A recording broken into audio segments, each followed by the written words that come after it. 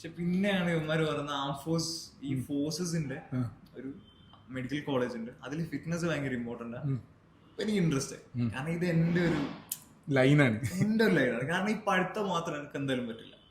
ഞാൻ പഠിക്കും, ഞാൻ ആദ്യം പഠിക്കുന്ന റിപ്പീറ്റ് ചെയ്യാൻ വന്നപ്പോഴാണ്. പക്ഷെ അതിനെ കൊണ്ട് എനിക്ക് എന്താ ഈ 1 ഇയറിനെ കൊണ്ട് എനിക്ക് മനസ്സിലായി എന്നെ കൊണ്ട് പഠിക്കാൻ പറ്റും. ആരെ കൊണ്ട് പഠിക്കാൻ പറ്റും? ഏതൊരാളെ ശ്രമിച്ചാൽ പഠിക്കും. കാരണം ഞാൻ +2 ആദ്യമായിട്ട് ബുക്ക് പറഞ്ഞപ്പോ ഓക്കെ ഇതെന്നെ കൊണ്ട് പറ്റിയ പണിയല്ല എന്ന് പറഞ്ഞ് പൂട്ടി മാറ്റി വെച്ച. പക്ഷെ ഇവിടെ എത്തിക്കഴിഞ്ഞാൽ എനിക്ക് എന്താ മനസ്സിലായി, ഇത് എന്നെ കൊണ്ട് പറ്റും.